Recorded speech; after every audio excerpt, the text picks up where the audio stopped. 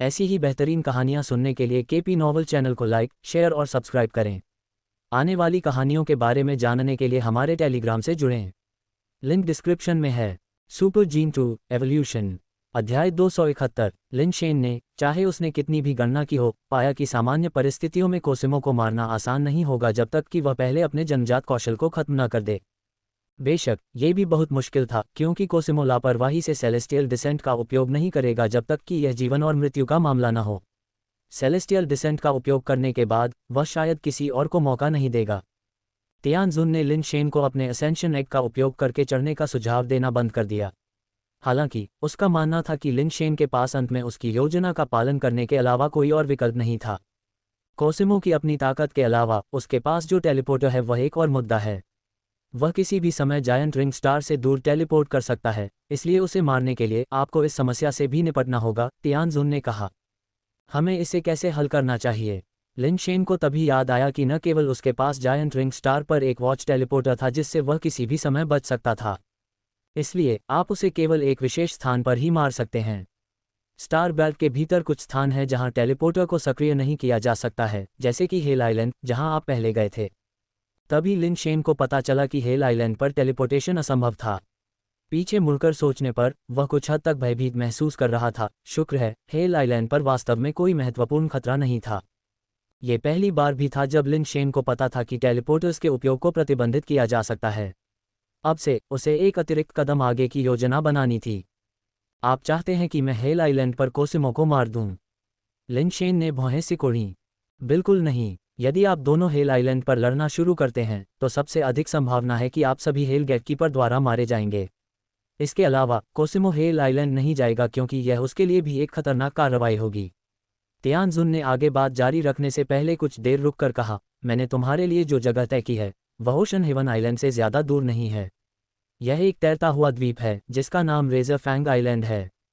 उस द्वीप पर कई base mutation level razor fang जानवर हैं जो जंगली सुअर और शाही के संकर जैसे दिखते हैं, जिनकी उत्परिवर्तन दर बहुत ज़्यादा है। कुछ असेंशन लेवल रेजर फैंग जानवर भी हैं।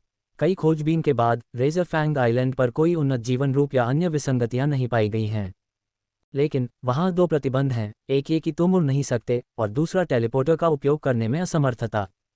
तुमने मुझे ओशन हेवन आइलैंड दिया, क्या तुमने शुरू से ही सब कुछ पहले से ही गणना कर लिया था? मेरे शामिल होने की खबर क्या ये भी तुमने जानबूझकर कोसिमो को बताने के लिए दी थी? लिन शेन को अचानक कई बातें समझ में आईं। मैंने कोई खबर नहीं दी। हालांकि ये खबर कि मैं अपने घर पर एक इंसान को लाया हूं, कोई भी दृढ़ निश्चयी व्यक्ति इससे अनजान नहीं होगा, तियानजुन ने मुस्कुराते हुए कहा। क्या कोसिमो रेजर फैंग द्वीप जैसी जगह पर जाएगा? लिन शेन को लगा कि अगर वह होता तो वह ऐसी जगह पर जाकर खुद को परेशान नहीं करता। तुम कोसिमो को नहीं समझते, न ही तुम मेटिची परिवार को समझते हो, वे तुम्हें बर्दाश्त नहीं कर सकते। बेशक यह मानते हुए कि कोसिमो को पूरा भरोसा है कि वह बिना किसी जोखिम के तुम्हें मार सकता है। 9वें मोड़ के आरोही प्राणी के लिए पहले मोड़ पर किसी को मारना, चिंताएं बहुत कम हैं। बेशक अगर तुम अभी भी म्यूटेटर होते तो उसे कोई चिंता नहीं होती। रेजर फैंग आइलैंड तुम्हें मारने के लिए एकदम सही जगह होगी, जहां तुम्हें टेलीपोर्ट करने और भागने का मौका भी नहीं मिलेगा। तियानजुन का मानना था कि लिन शेन अब म्यूटेटर के तौर पर कोसिमो को मारने के विचार को मन में नहीं रखता। लिन शेन अब इस बात पर विचार नहीं कर रहा था कि म्यूटेटर के तौर पर कोसिमो को मारना है या नहीं, बल्कि इस बात पर विचार कर रहा था कि योजना को जारी रखना है या नहीं। रेजर फैंग आइलैंड पर कोसिमो भाग नहीं सकता था, लेकिन वह भी नहीं भाग सकता था। बिना किसी बैकअप योजना के इस तरह की लड़ाई कुछ ऐसी थी जो लिन शेन को बहुत नापसंद थी। इसके अलावा कोसिमो को मारना, उसकी मौजूदा ताकत की बात तो छोड़ ही दें, भले ही वह ऊपर चढ़ जाए फिर भी ये बहुत मुश्किल होगा। मुख्य बिंदु पीछे हटने की कमी थी। इस तरह की लड़ाइयाँ वेई वुफू के लिए उपयुक्त थीं, न कि उसके जैसे किसी व्यक्ति के लिए जो शाखाओं में बंटने और प्रचार करने की महत्वपूर्ण जिम्मेदारी उठाता था। लिन शेन ने खुद से सोचा, वह तियानजुन को नाराज किए बिना इस योजना को कैसे समाप्त कर सकता था। मैं लापरवाह था, लिन शेन ने अपने मन में आह भरी। दिल में बहुत कुछ था, लेकिन कोई अच्छा उपाय नहीं सूझ रहा था। अब जाकर उसे एहसास हुआ कि उसने बली के प्रभामंडल पर कितना भरोसा किया था। इसके बिना वह कभी भी तियानजुन के प्रस्ताव पर विचार नहीं करता, और उससे सहमत होना तो दूर की बात है। यह अपरिहार्य है कि लोग कभी कभी आत्मसंतुष्ट हो जाते हैं। कोई आश्चर्य नहीं कि मेटिची परिवार खुद से आगे निकल गया। लिन शेन ने अपने दिल में फैसला किया कि भविष्य में उसे अपने विचार विमर्श में बली के प्रभामंडल को बाहर करना होगा। अन्यथा अगर यह जारी रहा तो उसे जल्द या बाद में नुकसान उठाना पड़ेगा। लिन शेन के विचारों को समझते हुए तियानजुन ने कहा, आपको बहुत ज़्यादा चिंता करने की ज़रूरत नहीं है। मैंने आपकी लड़ाई के लिए पूरी तैयारी कर ली है। सेलेस्टियल रेस द्वारा गुप्त रूप से उत्पादित एनहांसर आपके शरीर को थोड़े समय में बहुत मजबूत कर सकता है, जिससे आपकी ताकत और गति दोनों में काफ़ी वृद्धि होगी। इस एनहांसर का साइड इफेक्ट यह है कि यह आपके शरीर को बाद में बेहद कमज़ोर कर देगा, लेकिन एंजल रीबर्थ के साथ आप उस साइड इफेक्ट को अनदेखा कर सकते हैं। मैंने आपके लिए सेलेस्टियल बैटल आर्मर का एक खास सेट भी तैयार किया है। ये कवच कोसिमो के पूरे हमले का सामना करने में सक्षम है। तियानजुन ने आगे कहा, इसके अलावा मैंने आपके लिए एक हथियार भी तैयार किया है। अपनी ताकत के साथ सेलेस्टियल डिसेंट के बिना भी आप क्राउन ऑफ द किंग के मजबूत कवच को नहीं तोड़ सकते। इस हथियार से आपके पास कोसिमो को मारने का मौका होगा। क्या आपने नहीं कहा था कि 28 मुट्ठियां कोसिमो को मारने की कुंजी हैं? अब हथियार की क्या ज़रूरत है? लिन शेन कुछ हद तक हैरान था। हाँ, 28 मुट्ठियां कोसिमो को मारने की कुंजी हैं, लेकिन अभी तुम्हारा स्तर बहुत कम है और तुमने अभी अभी इसकी मूल बातें सीखना शुरू किया है। तुम्हें अभी भी कौशल का सही सार समझना बाकी है, इसलिए एक बैकअप आवश्यक है। मैंने तुम्हारे लिए जो हथियार तैयार किया है वह एक जोड़ी गॉन्टलेट है जो तुम्हारी मुट्ठी की शक्ति को बढ़ा सकता है, तियानजुन ने समझाया। ये सुनकर लिन शेन समझ गया कि ऐसे हथियार मौजूद हैं। कोसिमो को 3 दिनों के भीतर क्यों मारना है? क्या इसे बाद में करना संभव नहीं है? तियानजुन की योजना सुनने के बाद लिन शेन को लगा कि कोसिमो को मारने का एक मौका ज़रूर है। समस्या ये थी कि यह योजना लिन शेन द्वारा एंजल पुनर्जन्म प्राप्त करने के लिए अपने आरोही अंडे का उपयोग करने पर आधारित थी। क्योंकि 4 दिनों में मेटिची परिवार से एक निर्वाण प्राणी विशाल रिंग स्टार पर पहुंचेगा। यहाँ कुछ समय रुकने के बाद वह कोसिमो के साथ चला जाएगा। क्या आप निर्वाण प्राणी की निगरानी में कोसिमो को मारना पसंद करेंगे या उनका पीछा करेंगे? तियानजुन ने मुस्कुराते हुए कहा। ये सुनकर लिन शेन ऑपरेशन को बंद करने के लिए और भी अधिक इच्छुक हो गया। एक निर्वाण स्तर का पावरहाउस आने वाला था। अगर उसने पहले कोसिमो को मार दिया तो यह उनकी तलवार पर अपनी गर्दन को जोर से मारने जैसा होगा। क्या तब तियानजुन वास्तव में उसकी रक्षा करेगा? लिन शेन नहीं चाहता था कि उसका भाग्य किसी और के हाथों में हो।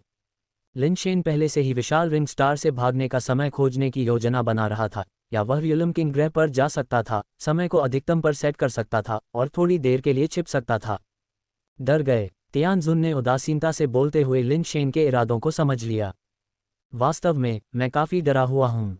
ये निर्वाण स्तर का पावरहाउस है, मुझे मारना चींटी को कुचलने से ज़्यादा तकलीफदेह नहीं है, लिन शेन ने अपने चेहरे पर गंभीरता के साथ कहा। तियानजुन ने जोर से हंसते हुए कहा, तुम मौत के अपने डर के बारे में काफ़ी स्पष्ट हो।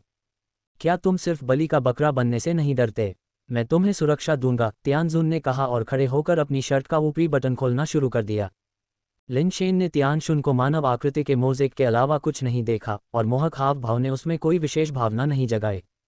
तियानशुन का मूल इरादा लिन शेन को चिढ़ाना था, लेकिन उसे बिना किसी प्रतिक्रिया के देखकर, जैसे कि उसकी नज़र हवा को घूरने से अलग नहीं थी, उसे अज्ञात कारणों से कुछ असहज महसूस हुआ। उसे केवल पहला बटन खोलना था, लेकिन उसने 2 बटन खोले, जिससे बर्फ सफ़ेद त्वचा का एक बड़ा विस्तार और एक गहरी, अथाह दरार दिखाई दी। अफसोस की बात है कि यह सुंदर दृश्य लिन शेन के लिए आनंद लेने के लिए नहीं था, यह उसके लिए सब मोज़ेक था। तियानशुन ने लिन शेन की नज़र में कोई बदलाव नहीं देखा, जैसे कि सबसे सुंदर पर्वत दृश्य उसके लिए सुअर के मांस से ज़्यादा कुछ नहीं थे, जो उसके अंदर लगभग जानलेवा आवेग को जगा रहा था। अपने दिल में क्रोध को दबाते हुए तियानशुन की उंगलियां उसकी कामुक कॉलरबोन पर फिसल गईं। उसकी कॉलरबोन के बीच बर्फ सफ़ेद त्वचा पर एक अजीब क्रिस्टल उगाया था, मानो ताज़े खून से जम गया हो। लिन शेन तियानजुन के शरीर पर अजीब क्रिस्टल को नहीं देख पा रही थी और उसे पता नहीं था कि वह क्या कर रही थी, वह उसे बेसुध होकर देख रही थी। तियानजुन अब अपने चेहरे पर किसी भी मुस्कान से रहित, बेहद ठंडी लग रही थी जब उसने हाथ बढ़ाया और अपने शरीर से खून लाल क्रिस्टल को बाहर निकाला। हालांकि यह स्पष्ट रूप से उसके शरीर के भीतर उगाया था, लेकिन जब उसने इसे निकाला तो उसकी त्वचा बिना किसी दाग के बरकरार थी। मैं खून से आधी आत्मा कबीले की हूँ और यह मेरा आत्मा रत्न है, तियानजुन ने खून के रंग के क्रिस्टल को उंगलियों से छूते हुए कहा, जानबूझकर उसे अपनी पीली त्वचा के खिलाफ अपनी छाती के सामने घूमने दिया, जिससे खून और सफ़ेद रंग का एक अलग ही विपरीत भाव पैदा हो गया। लेकिन दुख की बात है कि लिन शेन की नज़र बर्फीले पहाड़ पर झरने के पानी की तरह साफ थी, किसी भी अशुद्धता से मुक्त। मैंने अभी अभी अपना ग्रह छोड़ा है, इसलिए मुझे ब्रह्मांड में जातियों के बारे में ज़्यादा जानकारी नहीं है, लिन शेन ने थोड़ा असहाय होकर कहा। ब्रह्मांड के बारे में उसका ज्ञान केवल तियानशिन और वेई वुफू से आया था, जो वास्तव में ज़्यादा नहीं था। ब्रह्मांड में अनगिनत जातियों के साथ उसने वास्तव में आत्मा कबीले के बारे में नहीं सुना था। न जानना ठीक है, बस किसी से पूछो और तुम्हें स्वाभाविक रूप से पता चल जाएगा। तियानजुन ने आत्मा रत्न को पकड़ते हुए एक इच्छा करते हुए कहा, मेरे आत्मा रत्न के साथ मैं एक वादा करता हूँ, अगर लिन शेन 3 दिनों के भीतर कोसिमो को मार सकता है तो मैं उसकी सुरक्षा सुनिश्चित करूंगा। अगर मेरा दिल इस प्रतिज्ञा को तोड़ता है तो मेरी आत्मा टूट जाएगी। जब तियानजुन बोल रहा था, आत्मा रत्न के भीतर एक रक्त प्रकाश दिल की धड़कन की तरह स्पंदित हुआ। इसकी रोशनी लगातार मजबूत होती जा रही थी, प्रकाश के एक कोर में मिल रही थी। तियानजुन ने आत्मा रत्न को लिनशेन की ओर फेंका, जिसने एक हाथ उठाया और उसे पकड़ लिया। ये सिर्फ एक पत्थर था, फिर भी जिस क्षण ये लिनशेन के संपर्क में आया, उसे लगा जैसे वह इसकी दिल की धड़कन सुन सकता है। तियानजुन का वादा आत्मा रत्न के भीतर बार बार गूंज रहा था, जैसे कि प्राचीन देवताओं द्वारा फुसफुसाया गया हो। आत्मा रत्न रखो। तुम पूछ सकते हो कि क्या होता है अगर आत्मा कबीले के आत्मा रत्न के साथ किया गया वादा टूट जाता है, तियानजुन ने कहा और उसने अपनी शर्त को फिर से बटन किया, उसका चेहरा भाव शून्य। लिनशेन को यह अनुमान लगाने के लिए पूछने की जरूरत नहीं थी कि अगर तियानजुन इस हद तक चली गई तो आत्मा रत्न के पास उस पर एक महत्वपूर्ण निरोधक शक्ति होनी चाहिए। अब लिनशेन को तियानजुन की ईमानदारी पर बहुत भरोसा था, लेकिन भले ही वह उसे बलि का बकरा न बनाए, कोसिमो को कैसे मारना है, ये सवाल मुश्किल बना रहा। लिनशेन ने तियानजुन के साथ सहयोग समाप्त करने के लिए इस कारण का उपयोग करने की योजना बनाई थी, लेकिन तियानजुन के कदम के साथ उसके पास मना करने का भी कोई मौका नहीं था। पहले देखते हैं कि अगले 2 दिनों में चढ़ावा कितना बढ़ता है। अगर यह वास्तव में पर्याप्त नहीं है तो मुझे डर है कि हमें उड़ान के लिए तियानजुन के उत्परिवर्तित आरोही अंडे का उपयोग करना होगा। लिनशेन ने सोचा कि जीवन आधार की कीमत पर भी वह अपने जीवन को जोखिम में नहीं डाल सकता था, और अगर ऐसा हुआ तो उसे तियानजुन की योजना का पालन करना होगा। मैं अपनी तरफ से पूरी कोशिश करूंगा, लिनशेन ने आह भरी। अच्छा, तो चलिए अब 28 मुट्ठियों का अध्ययन करते हैं। हो सकता है कि मैं 28 मुट्ठियों में महारत हासिल न कर पाऊं, लेकिन मैं उन्हें कुछ हद तक समझता हूं। आपने अभी अभी 28 मुट्ठियों को सीखना शुरू किया है और अभी तक उनकी पूरी क्षमता का दोहन नहीं किया है। मुझे 28 मुट्ठियों के बारे में जो कुछ मैंने देखा है उसे आपके साथ साझा करने की अनुमति दें, इससे आपको उन्हें समझने में मदद मिल सकती है। तियानजुन ने 28 मुट्ठियों के साथ अपने अनुभवों को बताना शुरू किया। सीकॉर्न बेस। हुडी और कार्गो पैंट पहने एक आदमी सीकॉर्न बेस की सड़कों पर चल रहा था।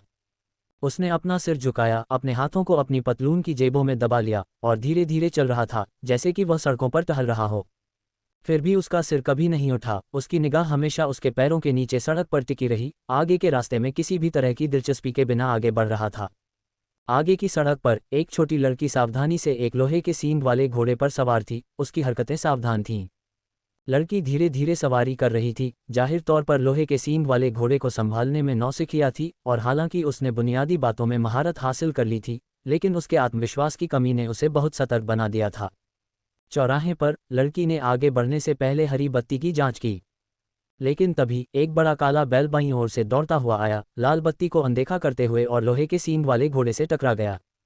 सौभाग्य से चूंकि लोहे के सींग वाला घोड़ा धीरे धीरे आगे बढ़ रहा था और लड़की ने बचने की पूरी कोशिश की, इसलिए टक्कर पूरी तरह से नहीं हुई। लोहे के सींग वाले घोड़े का सिर टकराया, जिससे वह जमीन पर गिर गया और लड़की उसके बगल में गिर गई। चूंकि काला बैल लोहे के सींग वाले घोड़े से टकराया था, इसलिए उसका सवार भी उछलकर गिर गया। क्या तुम अंधी हो? तुम इस तरह कैसे सवारी कर सकती हो? अगर तुम सवारी नहीं कर सकती तो बाहर मत निकलो और दूसरों को खतरे में मत डालो, अधेड़ उम्र की महिला ने लड़की पर चिल्लाते हुए कहा, जो अपने पैरों पर खड़ी हो गई थी। मैं सिर्फ इसलिए गई क्योंकि मैंने हरी बत्ती देखी थी, लड़की ने धीरे से कहा। तो हरी बत्ती का मतलब है कि तुम बस जाओ। क्या तुम दूसरों पर नजर रखना नहीं जानती?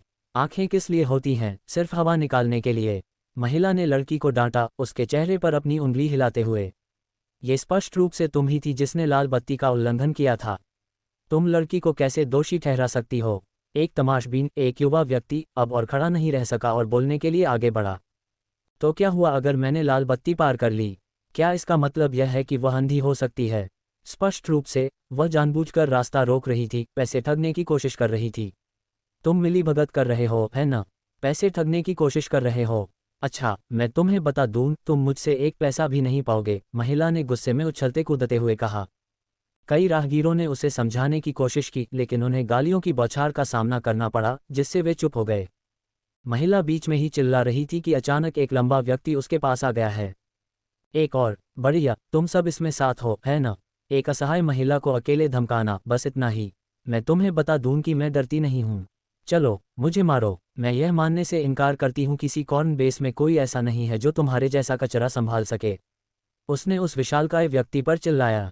बिना किसी चेतावनी के उस लंबे व्यक्ति ने अपना बड़ा हाथ बढ़ाया और उसके सिर पर दबा दिया।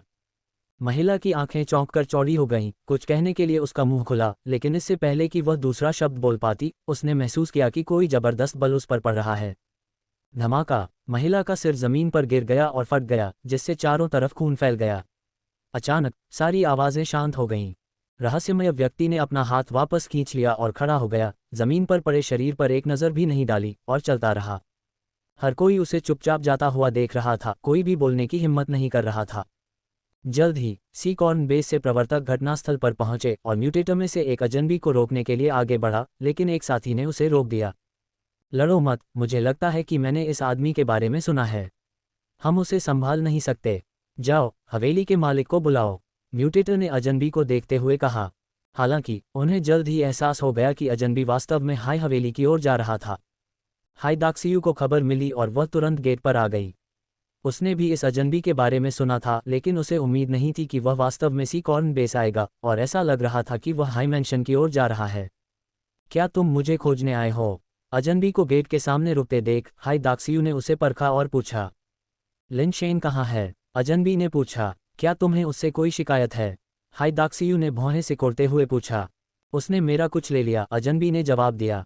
वह हाई मैंशन में नहीं है, वह एक एलियन वर्ल्ड में चला गया है। हाई दाक्सियू ने इस तथ्य को नहीं छिपाया, क्योंकि सुप्रीम हॉल के सभी प्रमुख परिवार पहले से ही जानते थे कि लिन शेन एक एलियन वर्ल्ड में चला गया है।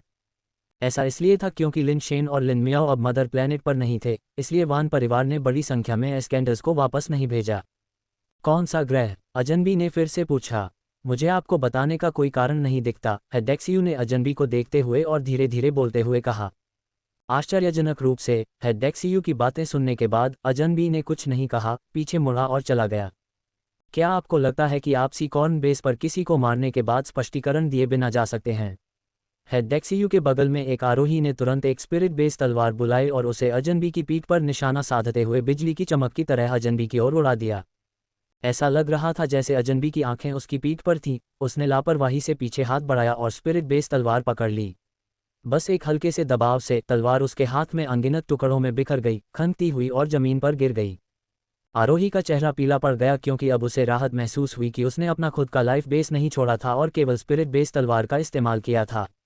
एक सेकंड टन स्पिरिट बेस तलवार, जिसमें कोई जन्मजात शक्ति का इस्तेमाल नहीं किया गया था, बस नंगे हाथ की पकड़ में बिखर गई प्रदर्शित शक्ति वास्तव में भयानक थी। अजनबी ने धीरे से पीछे मुड़कर आरोही की ओर देखे बिना ही अपनी नज़र हाई दाक्सियू पर टिका दी और धीरे से कहा, एक जानकारी के लिए उसकी जान। आरोही क्रोधित हो गया और बोलने की कोशिश की, लेकिन हाई दाक्सियू ने अपना हाथ उठाकर उसे रोक दिया। क्या तुम लिन शेन को मरवाना चाहते हो? हाई दाक्सियू ने सीधे पूछा। मैं सिर्फ वही वापस लेना चाहता हूं जो मेरा है, अजनबी ने कहा। वह सेलेस्टियल रेस के साथ है, मैं बस इतना ही कह सकता हूं, हाई दाक्सियू ने सोचा। अजनबी ने कुछ देर तक हाई दाक्सियू को देखा, फिर मुड़ गया। हालांकि वह धीरे धीरे चलता हुआ लग रहा था, लेकिन पलक झपकते ही वह लंबी सड़क के अंत में गायब हो गया। मैंशन मास्टर, आरोही अभी भी कुछ कहना चाहता था। हाई दाक्सियू ने उसे ठंडे अंदाज में देखा और कहा, अगर तुम मरना चाहते हो तो आगे बढ़ो और उसे खोजो, मैं तुम्हें नहीं रोकूंगा। आरोही को आश्चर्य हुआ, क्या ऐसा हो सकता है कि आप भी हवेली के मालिक उसके बराबर नहीं हैं? तुम बहुत ज्यादा बोलते हो, हाई दाक्सियू ने कहा और फिर उसे अनदेखा कर दिया, वापस मुड़कर हवेली में चला गया।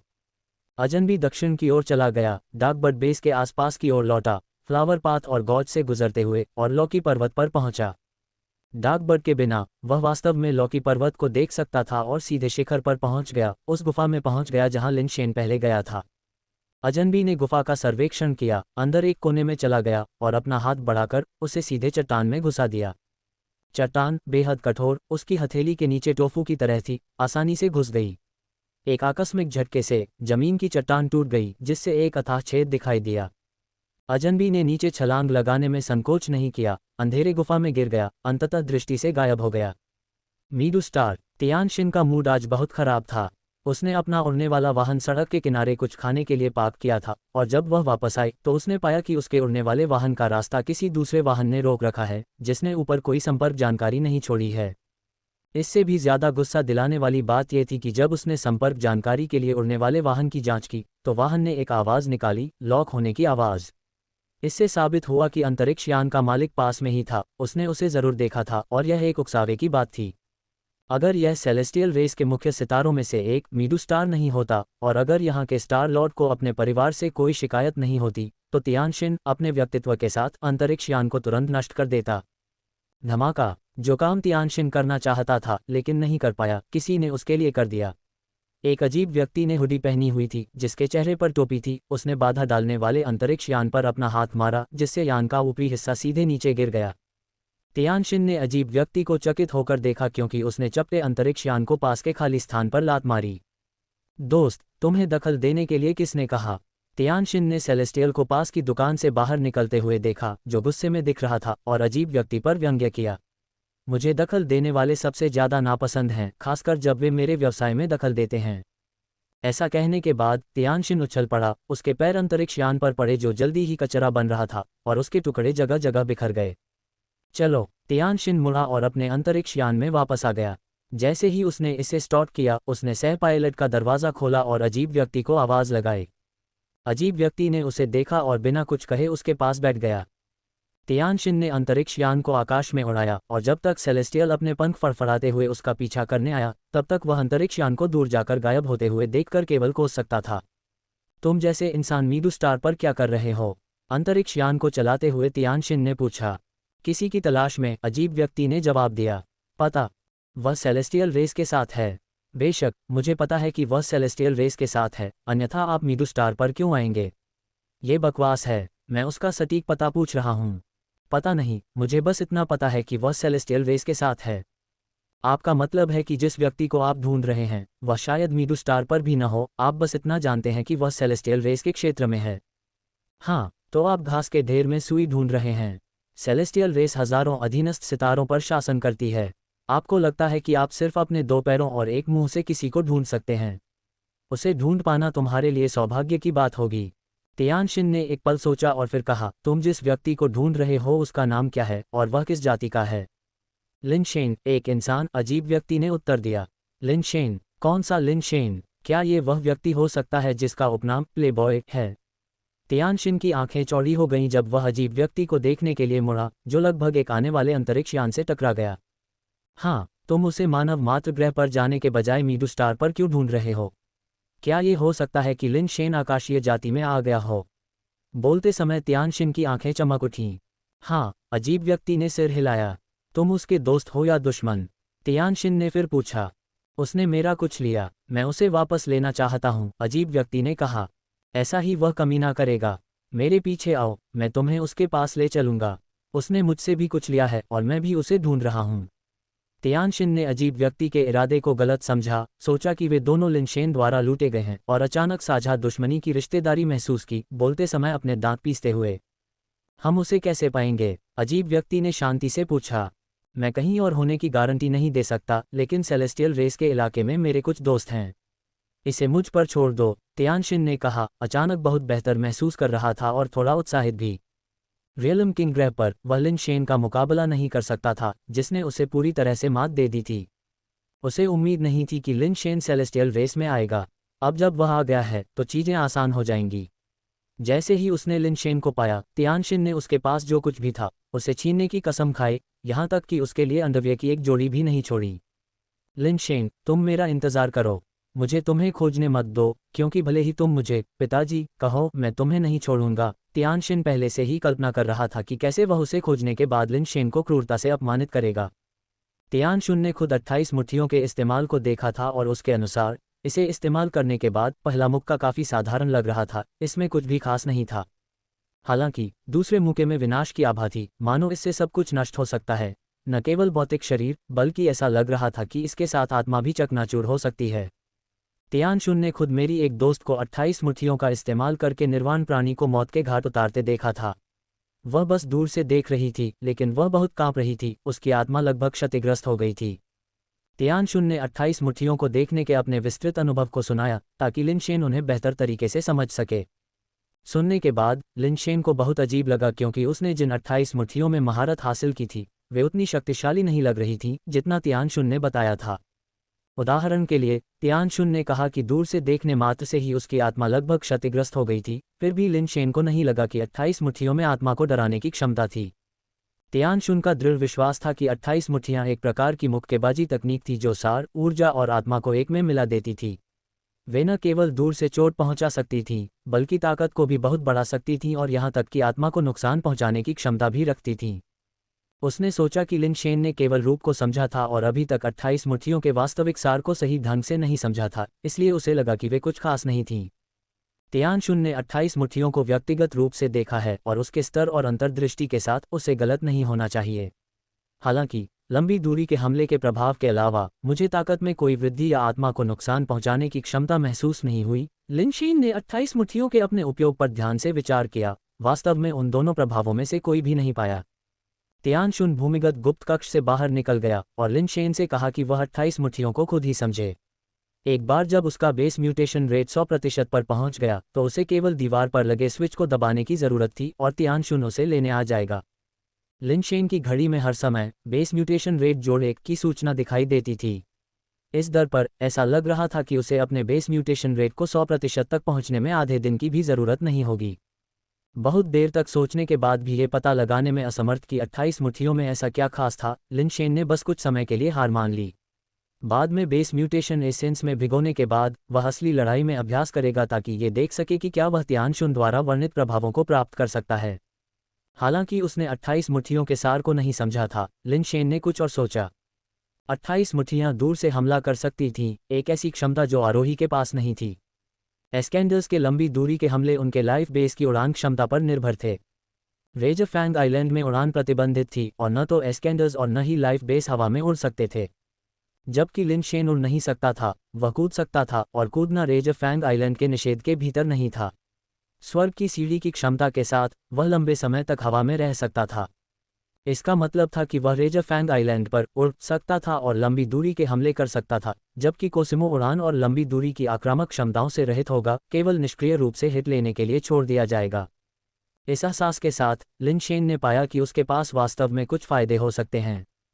हालांकि ऐसे फायदे निर्णायक जीत की गारंटी देने के लिए पर्याप्त नहीं थे। आखिरकार अगर कोसिमो जीत नहीं सकता था तो वह बस भाग सकता था, और एक बार जब वह रेजरफैंग आइलैंड की सीमा से बाहर निकल जाता तो वह फिर से उड़ने में सक्षम हो जाता। लिन शेन को उसे मारने की जरूरत थी, न कि केवल ऊपरी हाथ हासिल करने की। हालांकि यह ज्वार को मोड़ने के लिए पर्याप्त नहीं है, लेकिन इस आश्वासन के कारण मैं कुछ हद तक पहल कर सकता हूं। लिन शेन को कोसिमो को मारने में थोड़ा और आत्मविश्वास मिला, उसे लगा कि यह अभी भी संभव है। इस अवधि में कुछ अतिरिक्त पेशकशें हुई थीं, केवल कुछ ही बिखरी हुई थीं।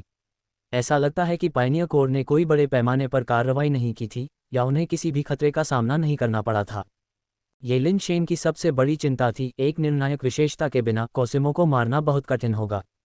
सभी 28 मुट्ठियां भ्रामक थीं। लिन शेन को विश्वास नहीं था कि उसके अपने हाथों में वे उतनी ही शक्तिशाली होंगी जितनी तब थी जब उसका दोस्त उनका इस्तेमाल करता था।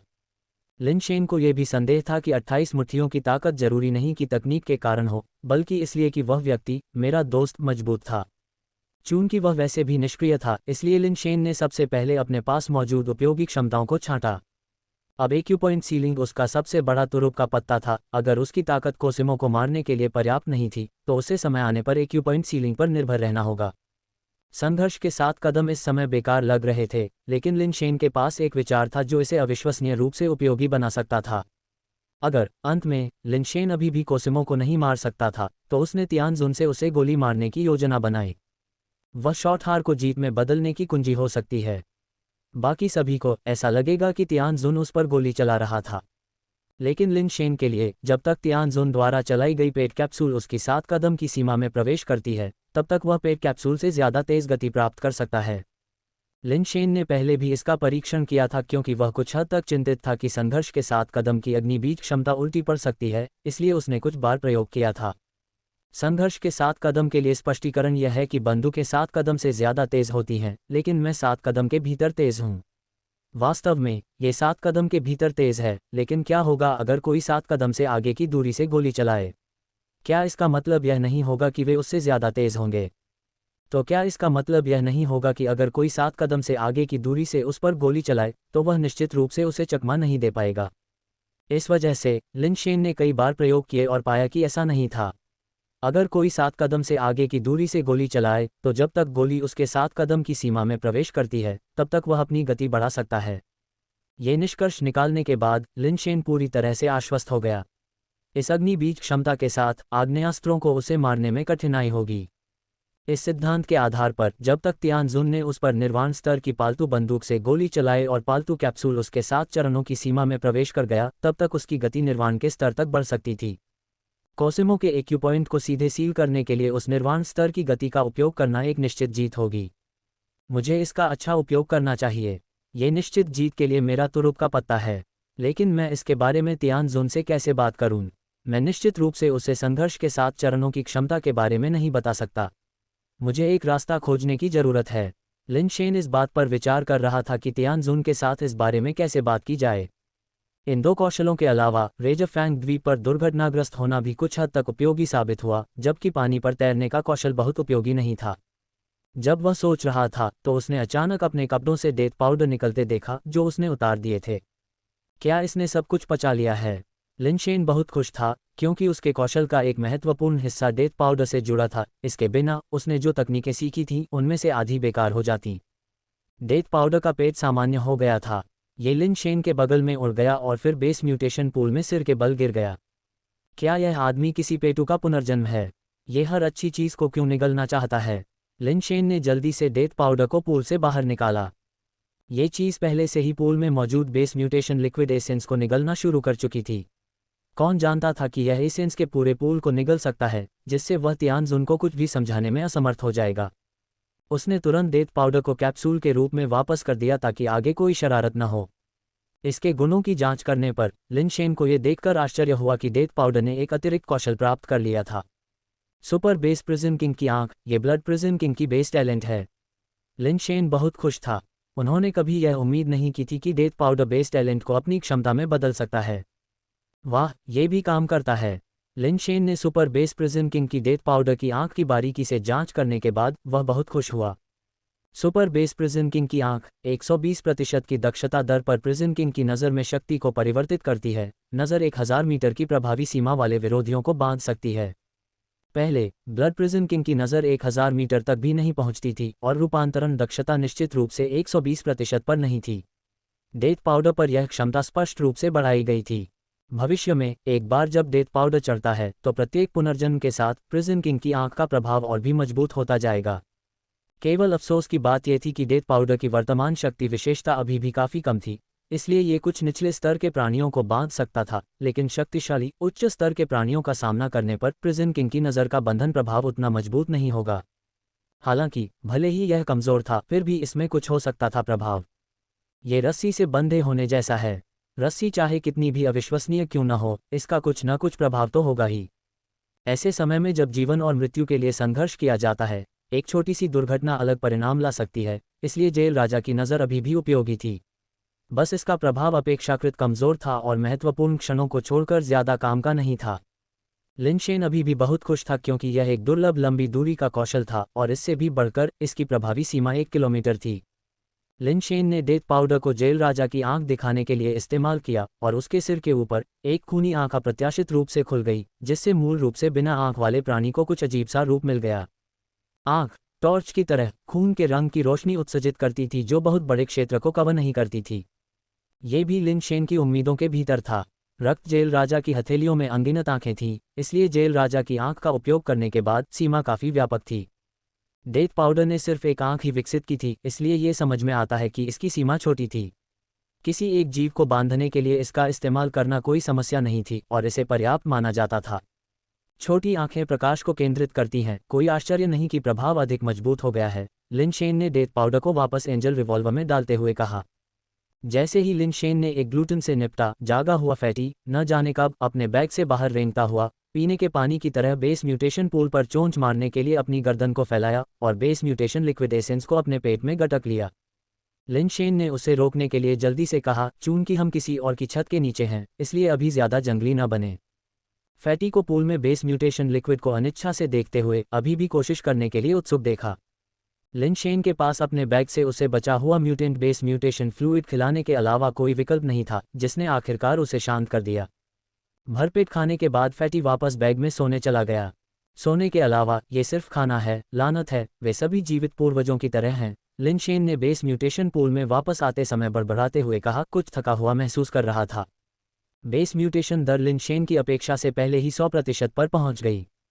लिनशेन बेस म्यूटेशन पूल से बाहर निकला, कपड़े पहने और बटन दबाया। थोड़ी देर इंतजार करने के बाद उसने लिफ्ट को नीचे आते नहीं देखा। उसने अनुमान लगाया कि तियानजुन ने शायद उसके इतनी जल्दी बाहर आने की उम्मीद नहीं की होगी और शायद वापस आने का समय न होने के कारण वह बाहर चला गया होगा। समय की कमी के कारण लिनशेन समय बर्बाद नहीं करना चाहता था, इसलिए उसने 28 मुट्ठियों का अभ्यास करने के बारे में सोचना शुरू कर दिया। उसे निराशा हुई कि तियानजुन ने 28 मुट्ठियों के चित्रों वाली नोटबुक वापस नहीं की थी और वह सब याद नहीं कर पा रहा था, इसलिए वह केवल उन चालों का अभ्यास कर सकता था जो उसे याद थीं। इन चालों का एक एक करके अभ्यास करते हुए उसने अंततः स्थानिक मुट्ठी शक्ति को छोड़ दिया। लिनशेन ने स्थानिक मुट्ठी शक्ति को भूमिगत गुफा की गहराई में निर्देशित किया और पाया कि 28 मुट्ठियों की मुट्ठी शक्ति बहुत अनोखी है। सैद्धांतिक रूप से, चाहे वह किसी भी प्रकार की शक्ति हो, अंतरिक्ष से गुजरने की प्रक्रिया के दौरान निश्चित रूप से कुछ नुकसान होगा। हालांकि 28 मुट्ठियां पूरी तरह से खपत के बिना लग रही थीं। मुट्ठी शक्ति जारी होने के बाद, चाहे वह 1 मीटर हो या 100 मीटर, मुट्ठी शक्ति की विनाशकारी शक्ति पूरी तरह से वैसी ही रही जैसे कि कोई नुकसान ही न हुआ हो। ऐसा नहीं होना चाहिए कि कोई खपत न हो, है न? लिनशेन ने कुछ और मुंह के मारे और नतीजा फिर भी वही था, वास्तव में कोई खपत नहीं हुई। ये वाकई अविश्वसनीय है, 28 मुट्ठियों में वाकई कुछ खास है। लिनशेन अचानक उत्साहित हो गए। हालांकि उन्होंने तियानजुन द्वारा बताए गए उन फायदों की खोज नहीं की थी, लेकिन 28 मुट्ठियों की इस विशेषता ने लिनशेन को एक और संभावना के बारे में सोचने पर मजबूर कर दिया। जब मैं ओवरलैपिंग वेव स्किल का उपयोग करता हूं, तो ये बहुत नुकसान के कारण होता है कि गति केवल धीरे धीरे जमा हो सकती है, जो वास्तव में बहुत कुशल नहीं है। यदि 28 मुट्ठियां कोई नुकसान नहीं पहुंचा सकती और लंबी दूरी के हमलों की भी अनुमति देती हैं, तो क्या 28 मुट्ठियों में ओवरलैपिंग वेव्स कौशल के प्रभावों को जोड़ना अधिक मजबूत नहीं होगा? लिनशेन ने तुरंत इस विचार पर काम करने का फैसला किया, क्योंकि वह एक ऐसा व्यक्ति था जिसे नए और रोमांचक, बेतहाशा कल्पनाशील विचार पसंद थे। हालांकि 28 मुट्ठियों में ओवरलैपिंग वेव्स कौशल को जोड़ना स्पष्ट रूप से एक सरल कार्य नहीं था। ओवरलैपिंग वेव्स कौशल के लिए बल्कि एक के बाद एक लहरों को उठाने के लिए अद्वितीय तकनीकों और रुखों की आवश्यकता होती है, और ये ऐसे तत्व थे जिन्हें बदला नहीं जा सकता था। ये तीरंदाजी की तरह है, शूट करने में सक्षम होने के लिए आपके पास धनुष और तीर दोनों होने चाहिए, आप खाली हाथों से शूट नहीं कर सकते। वे तकनीकें और रुख ओवरलैपिंग वेव्स कौशल के धनुष और तीर हैं, इसे सक्रिय करने के लिए उन्हें मौजूद होना चाहिए। 28 मुट्ठियों की भी अपनी चालें और रुख थे, लेकिन वे इतने सख्त नहीं लगते थे। कुछ चालों और रुख के बावजूद स्थानिक मुट्ठी शक्ति को अभी भी लॉन्च किया जा सकता है। इसलिए लिनशेन ने उन्मूलन का अपना रास्ता शुरू किया, उन आंदोलनों की पहचान करने की कोशिश की जो ओवरलैपिंग वेव स्किल के साथ मिलकर काम कर सकते थे, और ओवरलैपिंग वेव स्किल के रुख को भी जितना संभव हो उतना कम कर दिया, ताकि दोनों को एक में मिला दिया जा सके। जैसे जैसे उसने अभ्यास किया, लिनशेन को अचानक एहसास हुआ कि उसे इतनी परेशानी से गुजरने की जरूरत नहीं है। अमर दरबार पर कदम रखने को 28 मुट्ठी के साथ क्यों नहीं जोड़ा गया? अमर दरबार पर कदम रखना एक आंदोलन तकनीक है और 28 मुट्ठी एक मुक्का मारने का कौशल है। आंदोलन और मुक्का मारने के कौशल को एक साथ मिलाने से एक पूर्ण युद्ध कौशल बनता है, और संघर्ष इतना बड़ा नहीं होना चाहिए। वास्तव में प्रयास करने के बाद उसने महसूस किया कि दोनों का संयोजन हासिल करना आसान नहीं था, और लिनशेन केवल गैर संघर्ष बिंदुओं को खोजने से शुरू कर सकते थे और वहां से उन हिस्सों की पहचान कर सकते थे जो विलय कर सकते थे। वैसे भी लिनशेन पूर्णतावादी नहीं थे, और जो हरकतें और कौशल जरूरी नहीं थे उन्हें उन्होंने आसानी से त्याग दिया। उन्हें बस इन विशेषताओं की जरूरत थी, पूर्णता या न होने के बारे में बाद में सोचा जा सकता था।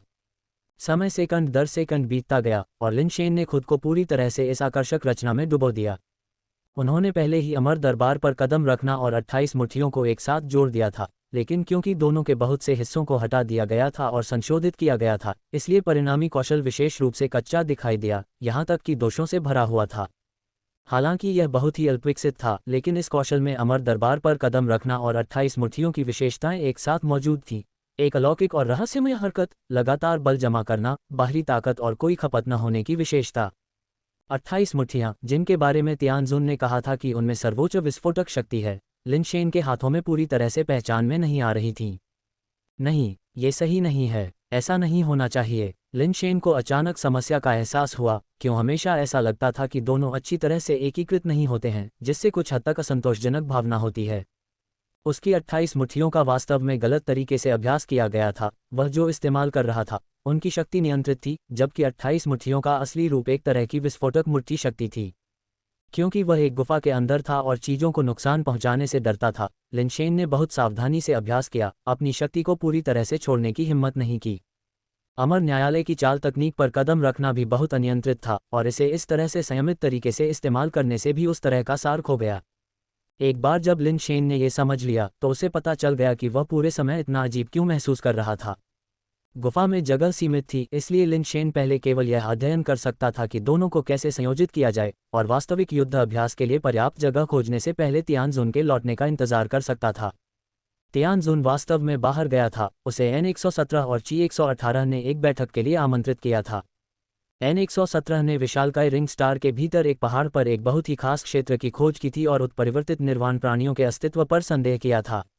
वह तियानजुन और Chi-118 को एक साथ पहाड़ का पता लगाने के लिए आमंत्रित करना चाहता था।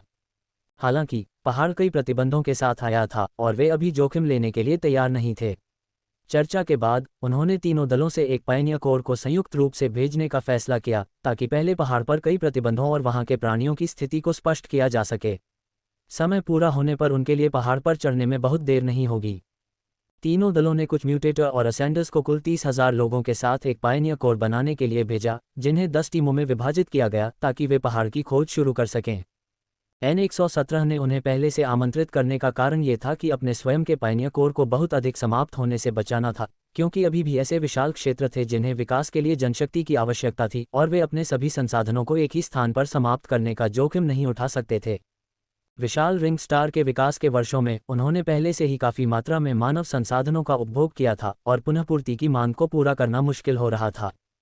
जब तियानजुन को लिन शेन का संदेश मिला तो वह इस मुद्दे पर एक बैठक के बीच में थी और तुरंत वापस नहीं जा सकती थी।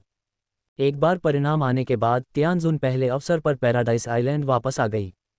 उसने इतनी जल्दी संदेश भेजा, क्या कुछ हो सकता था? तियानजुन ने थोड़ा सा भौहें से कुढ़ी, इस बारे में अनिश्चित कि क्या हुआ था। उसे विश्वास नहीं हुआ कि कोसिमो में लिन शेन को मारने के लिए उसके घर में घुसने की हिम्मत थी, लेकिन इसके अलावा वह ये नहीं समझ पा रही थी कि लिन शेन इतनी जल्दी संदेश क्यों भेजेगा। जब वह गुफा में दाखिल हुई तो उसने पाया कि लिन शेन पहले ही बेस म्यूटेशन पूल से बाहर आ चुका था, साफ सुथरे कपड़े पहने और जमीन पर बैठा हुआ, कुछ चित्र बना रहा था और कुछ पढ़ रहा था। तुम इतनी जल्दी कैसे बाहर आ गए?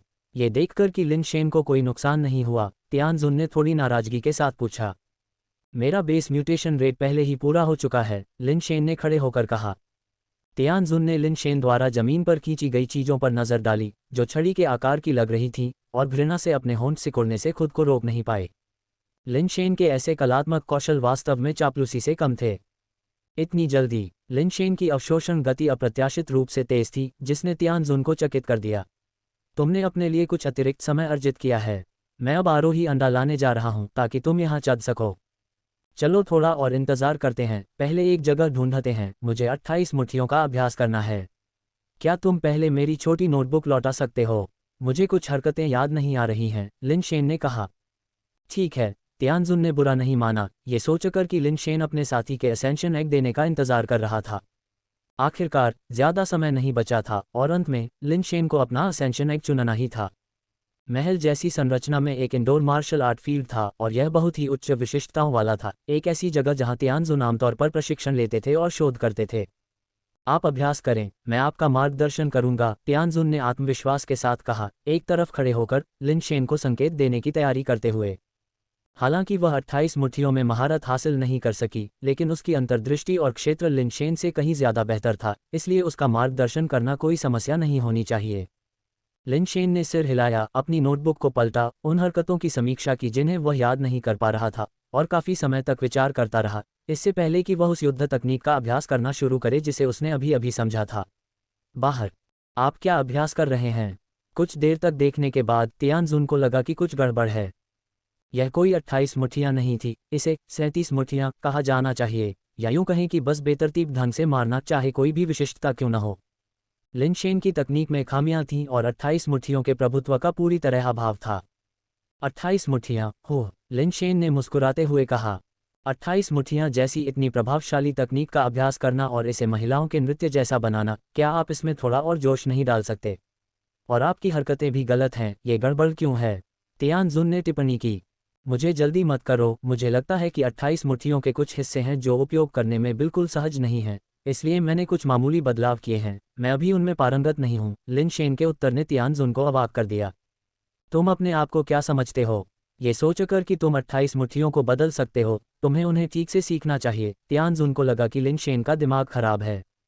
मेरे दोस्त जैसे किरदार ने 28 मुट्ठियों का निर्माण किया, यह ऐसा कुछ नहीं है जिसे लोग अपनी मर्जी से बदल सकें। लिन शेन के विचार काल्पनिक से कम नहीं थे, लेकिन लिन शेन ने इसे उस तरह से नहीं देखा। 28 मुट्ठियां मेरे दोस्त के हाथों में दुर्जय हो सकती हैं, लेकिन इससे ये गारंटी नहीं है कि दूसरे उनका उपयोग करके प्रभावशाली होंगे। जो अधिक मायने रखता था वह खुद को अनुकूल बनाना था। ये शूटिंग बास्केट की तरह है, एक मानक शूटिंग मुद्रा वास्तव में बहुत सुंदर है और शूटिंग प्रतिशत में भी सुधार कर सकती है। फिर भी कुछ लोग बहुत ही अजीबोगरीब शूटिंग फॉर्म वाले होते हैं, लेकिन उनकी सटीकता अधिक होती है। उन्हें मानक मुद्रा का उपयोग करने के लिए कहना वास्तव में उनकी सफलता दर को कम कर सकता है। लिन शेन को इस बात की परवाह नहीं थी कि 28 मुट्ठियां शीर्ष पायदान की तकनीकें थीं या नहीं। जब तक उन्हें वे उपयोगी लगती थीं, वे उन्हें निकालकर इस्तेमाल करते थे, न कि उनके इच्छित उपयोग के बारे में चिंता करते हुए। समझ गया, लिन शेन ने उत्तर दिया, लेकिन उसका पश्चाताप करने का कोई इरादा नहीं था। उसने पहले की तरह अपना अभ्यास जारी रखा। उसने महसूस किया कि अमर न्यायालय पर कदम रखने और 28 मुट्ठी से चालों का उपयोग करने से अकेले उन अंतरालों को कभी नहीं भरा जा सकता। आखिरकार दोनों पूरी तरह से असंबंधित तकनीकें थीं जिन्हें एक साथ जबरन जोड़ा गया था। चालें खुद ही स्वाभाविक रूप से बेमेल थीं, इसलिए अगर कोई खामियां न हो तो यह अजीब होगा। लिन शेन ने बस उन चालों को मर्ज करना छोड़ दिया और केवल उन हिस्सों को रखा जो संगत थे। मूल को अपरिवर्तित रखते हुए उन्होंने उन मुद्राओं पर शोध करना शुरू किया जो फिट होंगी। लिन शेन का दर्शन सरल था, मुझे इस बारे में चिंता नहीं करनी चाहिए कि मुझे कैसे शूट करना चाहिए। मैं इसे जिस तरह से सहज महसूस करता हूं, करूंगा जब तक कि यह लक्ष्य को प्राप्त करता है। अमर न्यायालय पर कदम रखने और 28 मुट्ठी को लिन शेन ने इतना बदल दिया था कि वे पहचानने योग्य नहीं थे, या कोई यह कह सकता है कि वे अपनी मूल बाधाओं से मुक्त हो गए थे, एक नई प्रणाली का निर्माण कर रहे थे। लिन शेन के अनुसार उनका शोध बहुत सफल रहा। फिर भी तियानशुन की नज़र में लिन शेन आखिरकार क्या रहा था? ये और भी हास्यास्पद होता जा रहा था, इस हद तक कि मूल 28 मुट्ठी का कोई निशान नहीं बचा था। नहीं, ये गलत है। बहुत नर्म, बलपूर्वक, केंद्रित, दबंग। तियानशुन ने लिन शेन को सुधारना शुरू किया, लेकिन ये देखकर कि लिन शेन इसे समझ नहीं रहा था, अपूर्वक पीछे मुड़ने से इनकार कर रहा था जब तक कि वह एक मृत अंक पर नहीं पहुंच गया। उसने अंततः बात करना बंद कर दिया और बस किनारे से ठंडे दिमाग से देखता रहा। लिन शेन शोध करते रहे और बार बार गलतियां करते रहे, वर्तमान कोर के लिए सबसे उपयुक्त मुद्रा खोजने की कोशिश करते रहे ताकि इसकी वास्तविक शक्ति सामने आ सके। शुरुआत में गलतियां होना तय था, जिससे बार बार शुरू करना जरूरी हो गया। तियानशुन अब और देखना बर्दाश्त नहीं कर सकता था, इसलिए वह बस आराम करने चला गया, लिन शेन को अकेले अभ्यास करने के लिए छोड़ दिया। जब लिन शेन किसी मुश्किल स्थिति में फंस जाता और उसे अपनी गलती का एहसास होता, तो तियानशुन उसे मार्गदर्शन देने के लिए वापस लौटता। बहुत देर नहीं हुई क्योंकि लिन शेन ने खुद इस बार के लिए संघर्ष किया था। जब लिन शेन अभ्यास कर रहा था तो कोसिमो की अभिव्यक्ति बेहद अप्रिय थी। कोसिमो को नहीं पता था कि लिन शेन तियानशुन के महल के अंदर मुक्केबाजी की तकनीक का अभ्यास कर रहा था। वह केवल इतना जानता था कि लिन शेन तियानशुन के महल में घुस गया था और तब से बाहर नहीं आया, यहाँ तक कि रात भी वहीं रुका था। यह एक अतिथि कक्ष में रहने से अलग था, ये वह जगह थी जहां तियानशुन खुद रहता था। मेटिची परिवार ने तियानशुन के साथ परिवार बनने के मौके के लिए इतनी कीमत चुकाई थी, और कोसिमो के दिल में तियानशुन की तुलना उसके अपने पुरस्कार के समान थी, जिसे वह दूसरों को छूते हुए बर्दाश्त नहीं कर सकता था। लिन शेन, तुम मर चुके हो। कोसिमो गुस्से से उबल पड़ा, उसकी पकड़ उसके हाथ में कप को कुचल रही थी। उसकी अभिव्यक्ति एक ऐसे व्यक्ति की थी जिसने पाया कि उसकी प्यारी माँ ने खुद के लिए एक नया खिलौना पा लिया है। मार्शल आर्ट प्रशिक्षण क्षेत्र में लिन शेन ने एक ऐसा मुक्का मारा जो गरजती लहरों की तरह गर्जना कर रहा था। उसकी मुट्ठी की भयानक ताकत ने प्रशिक्षण स्तंभ पर प्रहार किया, जिससे वह कंपन के साथ गूंज उठा। मुक्का मारने के बाद लिन शेन को लगा जैसे उसका शरीर थक गया हो, उसके पैर इतने कमजोर हो गए थे कि वे अनजाने में कांपने लगे। आखिरकार मैंने इसे हासिल कर लिया। फिर भी अपनी पूरी ताकत के साथ मैं प्रशिक्षण स्तंभ पर एक निशान भी नहीं छोड़ सका। ये स्तंभ आखिर किस चीज से बना है? लिन शेन जमीन पर गिर पड़े, स्तंभ को घूरते हुए। आखिरकार उनकी ताकत अब 60 के करीब थी और वह मुक्का 100 की ताकत के करीब रहा होगा। अमर दरबार पर कदम रखने की पूरी ताकत को 28 मुट्ठियों के साथ मिलाने से ताकत पर भयानक रूप से वृद्धि हुई। ये वृद्धि मुख्य रूप से 28 मुट्ठी से आई, जिसके लिए वास्तव में किसी को बिना किसी आरक्षण के अपना सब कुछ देना पड़ता था, खुद को नश्वर खतरे में डालना पड़ता था, फिर मजबूत होकर उभरना पड़ता था, 28 मुट्ठी की असली शक्ति को उजागर करना पड़ता था। इसलिए एंजल पुनर्जन्म के बिना 28 मुट्ठी का उपयोग वास्तव में केवल एक बार किया जा सकता था। ओवरलैपिंग वेव स्किल का प्रभाव भी उत्पन्न करने में विफल रहा। लिन शेन ने एक पल के लिए आराम किया, फिर से खड़ा हो गया। उसका शरीर अब एक कार्पेट में घिरा हुआ था, जिसके रहस्यमय चित्रलिपि पाठ एक शानदार रोशनी के साथ झिलमिलाने लगे थे। लिन शेन देखना चाहता था कि क्या सुपर बेस पैटर्न की वृद्धि के साथ वह वास्तव में अपनी अवधारणा को साकार कर सकता है। लिन शेन एक चौंके हुए हंस की तरह तेजी से आगे बढ़ा, एक कदम आगे बढ़ा और एक और मुक्का मारा। कदम दर कदम, मुक्का दर मुक्का। प्रत्येक मुक्का किनारे से टकराने वाली एक विशाल लहर या साफ आसमान में बिजली की तरह था, भयंकर और बेजोड़, और फिर भी उनकी शक्ति लगातार एक भयानक शक्ति में बदल रही थी। मुक्का और कदम एक साथ थे, प्रत्येक हमला और हरकत पूरी ताकत से की गई, जो तेज और मजबूत होती गई।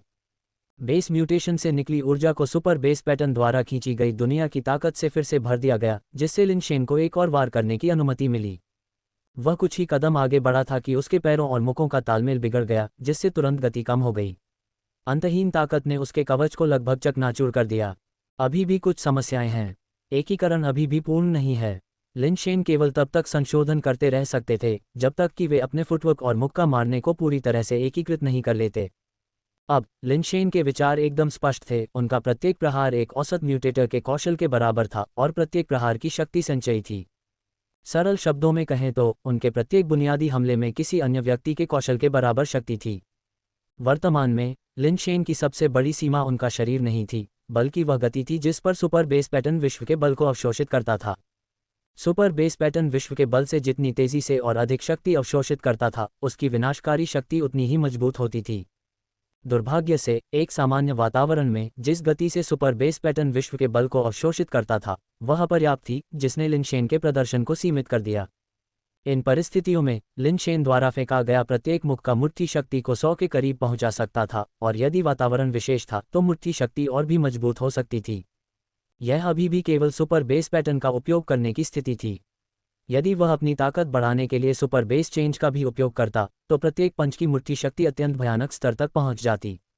लेकिन यदि सुपर बेस चेंज का एक साथ उपयोग किया जाता, तो सुपर बेस पैटर्न द्वारा अवशोषित विश्व बल की आपूर्ति अपर्याप्त होती, जिससे सुपर बेस चेंज स्थिति को लगातार बनाए रखना असंभव हो जाता। अधिकतम एक ही वार का मौका होता। यह एक बहुत ही परेशानी वाली समस्या थी।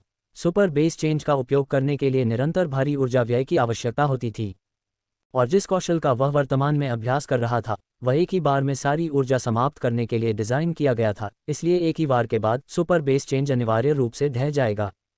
ये लगभग एक अघुलनशील चुनौती थी, जब तक कि सुपर बेस पैटर्न इतनी तेजी से ऊर्जा की भरपाई न कर सके कि यह बिना किसी रुकावट के कभी खत्म न हो। अन्यथा सुपर बेस चेंज की स्थिति में इस तकनीक का लगातार उपयोग करना मुश्किल होगा। इस समस्या को हल करने के लिए एंजल रीबर्थ वास्तव में एक अपेक्षाकृत आदर्श समाधान है। हालांकि एंजल पुनर्जन्म को चुनने का मतलब है डबल लाइफ बेस को छोड़ना। मेरे आरोहण के बाद सुपर बेस पैटर्न के प्रभाव में कई पुनर्जन्मों के बाद भी सुधार की गुंजाइश है, और जल्द ही या बाद में ये विश्व की शक्ति को असीम रूप से आकर्षित करने में सक्षम हो जाएगा। अब एंजल रीबर्थ को चुनने पर भविष्य में दोनों के कार्य ओवरलैप हो जाएंगे। लिन शेन ने इस पर विचार किया और निष्कर्ष निकाला कि वह लंबे समय में एंजल रीबर्थ को नहीं चुन सकता। सौभाग्य से अमरकोर्ट पर कदम रखने और 28 मुट्ठी को मिलाने से बने उसके कौशल पहले से ही इतने मजबूत थे कि सुपर बेस चेंज का उपयोग किए बिना भी वह पहले से ही बहुत शक्तिशाली था। प्रत्येक पंच के साथ जारी की गई मुट्ठी शक्ति ढेर हो सकती थी, और प्रभाव बहुत अधिक था। औसत आरोही शायद उसके कुछ मुखों का भी सामना नहीं कर पाएगा। यदि कोसिमो जैसे शीर्ष स्तरीय आरोही का सामना न करना पड़े, तो लिन शेन की क्षमताएं अब पर्याप्त से अधिक थीं। लिन शेन ने अपने द्वारा विकसित किए गए नए कौशल को परिष्कृत करना जारी रखा, इसे सफिंग मुट्ठी नाम दिया। एक बहुत ही सामान्य और सीधा नाम, ये प्रत्येक से एक शब्द लेकर बनाया गया था। अमरकोर्ट पर कदम रखना, ओवरलैपिंग वेव स्किल और 28 मुट्ठी। लेकिन एक नाम कभी भी इतना लोकप्रिय नहीं रहा। सामान्य या असामान्य होना, ये सब इस बात पर निर्भर करता है कि उपयोगकर्ता इसे क्या अर्थ दे सकता है। अब stepping on the immortal court और 28 फिस्ट्स के निर्माता भी शायद सफिंग फिस्ट में अपनी रचनाओं को पहचान नहीं पाएंगे, केवल कुछ समानताएं देखकर। सफिंग फिस्ट एक ऐसा कौशल है जो लड़ाई के साथ मजबूत और तेज होता जाता है, लेकिन इसका मतलब ये भी है कि खपत लगातार बढ़ रही है। आइए देखें कि सफिंग फिस्ट की सीमा क्या हो सकती है। लिन शेन ने सुपर बेस पैटर्न को सक्रिय किया, एक कदम उठाया और साथ ही प्रशिक्षण स्तंभ पर एक मुक्का मारा।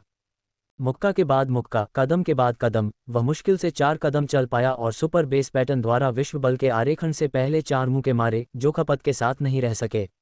जैसे ही ऊर्जा कट गई, लिन शेन की हरकतें धीमी हो गईं और फिस्ट पावर अब और नहीं रह सकी। सफिंग फिस्ट के 4 ढेर मुखों ने प्रशिक्षण स्तंभ पर एक उथली छाप छोड़ी जो कि करीब से देखने पर लगभग अदृश्य थी। मैं लगातार 4 मुक्के ही मार पाया, जो अभी भी थोड़ा कमज़ोर है। लिन शेन ने आह भरी। तियानजुन थोड़ी देर सो गया था और जागने पर यह देखकर कि अब समय आ गया है, उसने ये जांचने का फैसला किया कि लिन शेन ने हार मान ली है या नहीं। प्रशिक्षण मैदान पर पहुंचने और लिन शेन को प्रशिक्षण स्तंभ के बगल में आराम करते हुए देखने पर तियानजुन को लगा कि उसने हार मान ली है। कुछ कहने के लिए आगे बढ़ते हुए उसने अचानक स्तंभ पर एक उथला निशान देखा। वह आमतौर पर खुद प्रशिक्षण स्तंभ का इस्तेमाल करती थी और उस पर हर एक निशान को जानती थी कि वे किस तरह के थे। तियानजुन को सब कुछ स्पष्ट था। यह अतिरिक्त निशान लिन शेन ने छोड़ा होगा, लेकिन उसे यह विश्वास करना मुश्किल लगा कि वह इस पर कोई निशान बना सकता है। यह उसका प्रशिक्षण स्तंभ था। हालांकि यह सामग्री निर्माण सामग्री नहीं थी, फिर भी यह शीर्ष स्तरीय आरोही सामग्री से बना था जिसे विशेष तकनीकों से गढ़ा गया था। एक औसत आरोही इस पर कोई निशान नहीं छोड़ पाएगा। केवल कुछ शीर्ष स्तरीय आरोही ही अपार शक्ति के साथ संभवतः ऐसा कर सकते हैं। इस पर कोई निशान नहीं छोड़ा। लिन शेन, एक म्यूटेटर, इस पर कोई निशान कैसे छोड़ सकता है? क्या ये निशान तुमने छोड़ा है? तियानजुन ने निशान की ओर इशारा किया और लिन शेन से पूछा। मुझे खेद है, मुझे आशा है कि मैंने इसे नुकसान नहीं पहुंचाया। लिन शेन ने सोचा कि उसके द्वारा छोड़ा गया निशान तियानजुन को परेशान कर सकता है। तुमने ये निशान कैसे छोड़ा? इसे फिर से करो, मुझे देखने दो। तियानजुन को अभी भी विश्वास करना मुश्किल लग रहा था। लिन शेन ने शब्दों को बर्बाद नहीं किया। वह खड़ा हुआ और सीधे अपने बेस म्यूटेशन की ताकत का इस्तेमाल किया, अपने पूरे शरीर को एक ब्लैक क्रिस्टल कारपेस में लपेट लिया। रहस्यमय चित्रलिपि प्रकाश से झिलमिला उठी। लिन शेन थोड़ा पीछे हट गया, फिर तेजी से प्रशिक्षण स्तंभ की ओर बढ़ा। एक कदम प्रति मुक्का, एक मुक्का प्रति कदम, 4 कदम और 4 मुक्के, लगभग एक सांस में। मुट्ठी शक्ति ओवरलैप हुई और आपस में जुड़ गई, जिससे सुनामी जैसी ताकत बन गई जिसने प्रशिक्षण स्तंभ पर भारी बमबारी की। प्रशिक्षण स्तंभ से एक बहुत बड़ी गुनगुनाहट की आवाज़ निकली और उस पर एक उथली मुट्ठी की छाप दिखाई दी। तियानजुन ने प्रशिक्षण स्तंभ पर मुट्ठी की छाप को खाली देखा। ये वह 28 मुट्ठी नहीं थी जिसे उसने याद किया था, लेकिन इस मुक्के की ताकत ने उसे कुछ हद तक अविश्वसनीय महसूस कराया, जैसे कि यह उसके दिमाग में मौजूद 28 मुट्ठी से कमज़ोर नहीं थी। हालांकि यह एक अलग शैली की थी। क्या यह 28 मुट्ठी का आपका संस्करण है? तियानजुन ने ज़मीन पर बैठे लिन शेन को अजीब तरह से देखते हुए अपनी सांसें थामते हुए पूछा। मैंने कुछ बदलाव किए हैं। शायद मैं 28 मुट्ठियों का सार नहीं समझ पाया, इसलिए मैंने इसका नाम इस्तेमाल करने की हिम्मत नहीं की। मैंने इसका नाम सफिंग मुट्ठियाँ रखा। आप क्या सोचते हैं? लिन शेन ने अपना बेस म्यूटेटेड कारपेस वापस खींच लिया और हाँफते हुए कहा। सफिंग मुट्ठियाँ, ये काफ़ी वर्णनात्मक है। आप 28 मुट्ठियों के साथ ओवरलैपिंग वेव स्किल की विधि का उपयोग कर रहे हैं। हालांकि इसमें 28 मुट्ठियों का प्रभुत्व नहीं है, लेकिन इसमें एक निरंतर और अंतहीन शक्ति है। यदि आपका शरीर और ताकत रिकवरी बनाए रख सकते हैं और आप कुछ और मुक्के मार सकते हैं, तो इस तकनीक को स्वर्ग को चुनौती देने वाला माना जा सकता है। हालांकि आपकी सफिंग फिस्ट में भी एक कमजोरी है, क्योंकि आपका वर्तमान स्तर बहुत कम है और आपकी गति बहुत धीमी है। कोई भी व्यक्ति जो काफ़ी तेज है, वह मुक्कों के बीच आपकी संचित मुट्ठी शक्ति को तोड़ सकता है, जिससे आप पर्याप्त बल जमा नहीं कर पाते। और पहले मुक्के से ही संचित मुट्ठी शक्ति ने अपनी दिशा और लैंडिंग पॉइंट पहले ही तय कर लिया है, जिससे चकमा देना आसान हो जाता है। तियानजुन का दायरा लिन शेन से कहीं आगे था और वह सफिंग फिस्ट के फायदे और नुकसान को तुरंत देख सकती थी। फिर भी तियानजुन के मन में लिन शेन के लिए एक नया सम्मान था। हालांकि वह जो चाहती थी उससे अलग, फिर भी यह आश्चर्यजनक था। लिन शेन निश्चित रूप से तियानजुन द्वारा बताए गए नुकसानों से अवगत थे, लेकिन इसके बारे में वह कुछ नहीं कर सकते थे। सब कुछ उनकी अपर्याप्त ऊर्जा अवशोषण के कारण था, जो उनके प्रदर्शन को सीमित कर रहा था। अन्यथा सफिंग फिस्ट यहीं नहीं रुकती। ऐसी मुट्ठी के साथ, उस पेट गन के साथ जिसका आपने उल्लेख किया है, क्या कोसिमो को मारने का कोई मौका है? लिन शेन ने पूछा। अगर कोसिमो स्थिर खड़ा रहता है और आपको सेलेस्टियल डिसेंट, ईश्वर प्रदत्त इंपीरियल अथॉरिटी या क्राउन ऑफ द किंग का उपयोग किए बिना लगातार 4 सफिंग फिस्ट निष्पादित करने देता है, तो संभावनाएं काफ़ी अधिक हैं। तियानजुन ने रुककर कहा, अगर वह क्राउन ऑफ द किंग का उपयोग करता है, तो भी आपके पास एक मामूली मौका है। अगर वह सेलेस्टियल डिसेंट का उपयोग करता है, तो आपके पास मूल रूप से कोई मौका नहीं है। बेशक ऐसा तब होगा जब वह स्थिर खड़ा रहे और आप आमने सामने टकराएं, जो वास्तव में वह कभी नहीं करेगा। आपकी सफिंग फिस्ट की ताकत और कमजोरियां समान रूप से स्पष्ट हैं। चूंकि एक मौका है, तो मैं इसे आजमाना चाहता हूं। लिन शेन ने अपने दिल में गणना की और बलिदान हेलो से विशेषताओं के साथ उसकी संभावनाएं काफ़ी अधिक थीं, ये देखते हुए कि उसके पास लंबी दूरी के हमलों का लाभ भी था। क्या तुम सच में चढ़ना नहीं जा रहे हो? इस बार तियानजुन ने पहले की तरह दृढ़ता से विरोध नहीं किया। सफिंग फिस्ट ने वास्तव में लिन शेन के बारे में उसका दृष्टिकोण बदल दिया था। अगर तुम मुझ पर भरोसा करते हो तो मुझे एक मौका दो, लिन शेन ने तियानजुन की ओर देखते हुए कहा। क्या तुम वहां रह सकते हो जब मैं कोसिमो से लड़ूं? अगर तुम हार गए तो मैं तुम्हें बचाने के लिए हस्तक्षेप नहीं करूंगा, तियानजुन ने स्पष्ट रूप से कहा। मुझे तुम्हारी मदद की जरूरत नहीं है, बस एक निर्वाण स्तर की पालतू बंदूक से एक पालतू कैप्सूल फायर करो, लिन शेन ने अपनी शर्त रखी। नहीं, मैं तुम्हें कोई सहायता नहीं दूंगा। उस उम्मीद को छोड़ दो और आरोही को चुनो। अपनी सफिंग फिस्ट तकनीक के साथ, एंजल रीबर्थ के साथ और आरोही स्तर के गुणों और विभिन्न सहायताओं के साथ कोसिमो को मारने की तुम्हारी संभावना बहुत अधिक है। नहीं, मैं तुम्हें कोसिमो को गोली मारने के लिए नहीं कह रहा हूं। अगर तुम देखते हो कि मैं हारने वाला हूं तो उस पालतू बंदूक का इस्तेमाल मुझ पर करो। मैं कोसिमो के हाथों मरना नहीं चाहता और इससे कोसिमो और मैटिची परिवार के मन में तुम्हारे बारे में जो भी संदेह है वह भी दूर हो जाएगा, लिन शेन ने तियानशुन को आश्चर्यचकित करते हुए कहा। क्या तुम्हें यकीन है? तियानशुन ने लिन शेन को घूर कर देखा। आपने मुझ में इतना निवेश किया है, यदि मैं मिशन पूरा नहीं कर सका तो कम से कम मुझे कुछ मूल्य के साथ मरने दो। कृपया स्टार लॉर्ड, मेरे अनुरोध का सम्मान करें। लिन शेन ने अपने विश्वासपात्र के लिए दृढ़ त्याग की छवि के साथ सिर झुकाया। ठीक है, अगर तुम मर जाते हो तो मैं तुम्हारी बड़ी बहन का ख्याल रखूंगा और किसी को भी उसे नुकसान नहीं पहुंचाने दूंगा, तियानजुन ने थोड़ा भावुक होकर कहा। लिन शेन की इतनी दूर तक जाने की इच्छा ने उसे उसके प्रति और भी अधिक आकर्षित कर दिया। तियानजुन ने कभी नहीं सोचा होगा कि यह विचारशील कार्य वास्तव में लिन शेन का सबसे बड़ा तुरुप का पत्ता था। चूंकि तुमने अपना मन बना लिया है तो चलो साथ में सफिंग फिस्ट का अभ्यास करते हैं, तियानजुन ने सुझाव दिया, लिन शेन के साथ मुकाबला करने के लिए मैदान में उतरते हुए। वह बता सकती थी कि लिन शेन की सफिंग फिस्ट अपने शुरुआती चरण में थी, जिसमें खामियां और कमियां थीं। वह अपने अनुभव और अंतर्दृष्टि का उपयोग करके लिन शेन को इन कमजोरियों को यथासंभव दूर करने में मदद करना चाहती थी। लिन शेन ने सफिंग फिस्ट का उपयोग करने में कोई समय बर्बाद नहीं किया। तियानशुन के हर वार से वह कुछ असहज हो जाता था, क्योंकि उसके वार सफिंग फिस्ट की कमियों को लक्षित करते थे। लिन शेन ने लड़ाई के दौरान खुद को ढालना जारी रखा। जैसे जैसे मुकाबला आगे बढ़ा, लिन शेन को अचानक एहसास हुआ कि उसे सिर्फ मुक्के और लात मारने तक सीमित नहीं रहना है। वह मुट्ठियों और पैरों को अलग करने के बजाय अपने पूरे अस्तित्व को लड़ाई के प्रवाह में पूरी तरह से शामिल कर सकता था। उसकी गति अंतहीन थी, हर लहर पिछली लहर से ज्यादा मजबूत थी, उसे मुट्ठियों का इस्तेमाल करने की जरूरत नहीं थी। मुट्ठी सिर्फ अभिव्यक्ति का सबसे सीधा रूप थी। उसकी मुट्ठी उसकी असली मुट्ठी हो सकती थी, उसके शरीर का कोई भी हिस्सा या उसका पूरा अस्तित्व।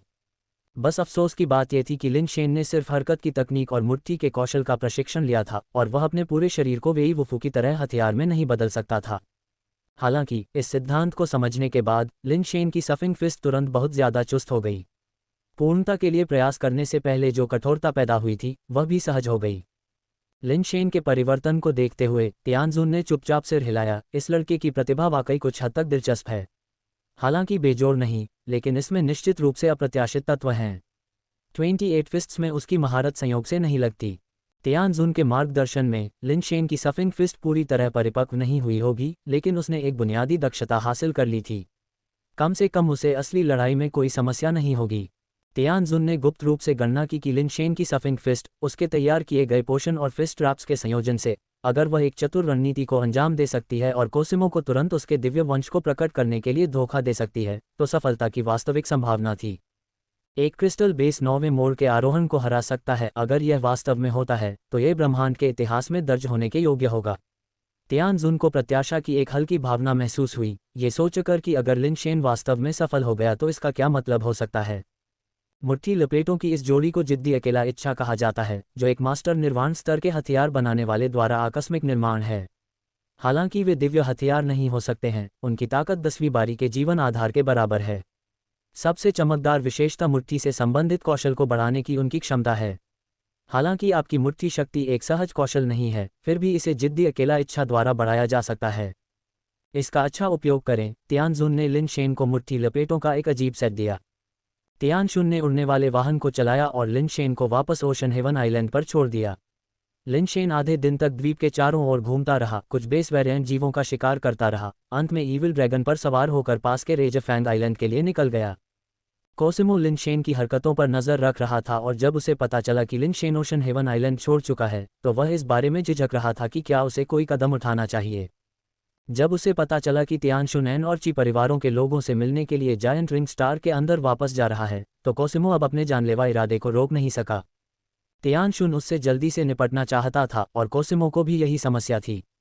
मेटिची परिवार से निर्वाण प्राणी के जल्द ही आने के कारण उसे जल्द ही जायंट रिंग स्टार छोड़ना होगा। अगर वह अभी कार्रवाई नहीं करता तो वह मौका खो देता।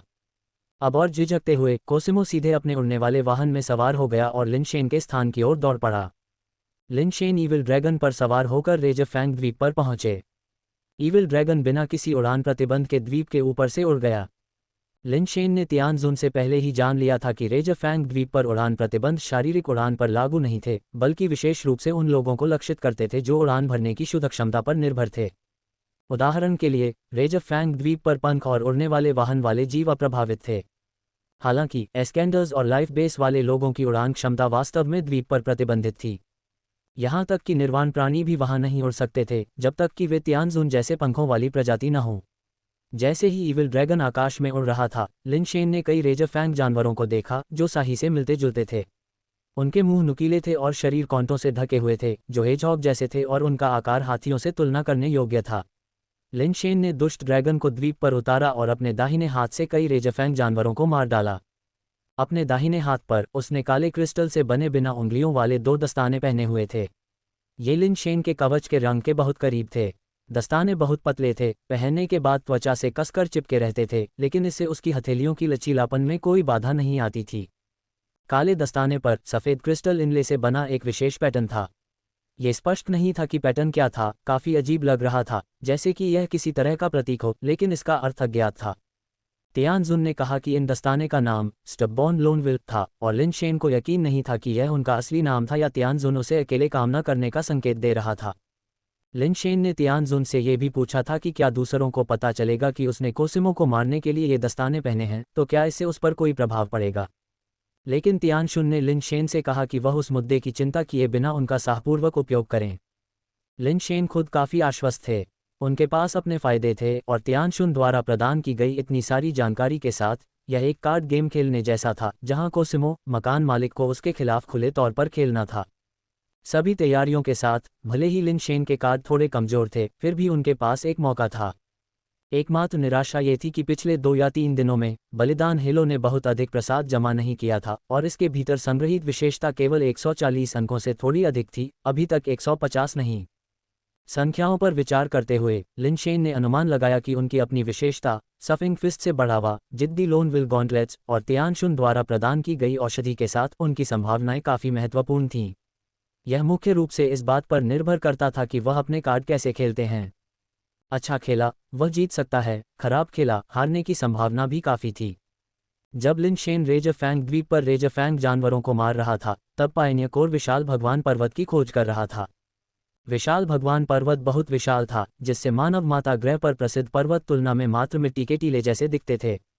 इस पर्वत का आकार वास्तव में अद्वितीय है, जिसमें कमल के फूल जैसा द्रव्यमान है। शिखर पर शिखर ऊंचा और ऊंचा होता जा रहा है, फिर भी मुख्य शिखर आसपास के लोगों की तुलना में कुछ कम है।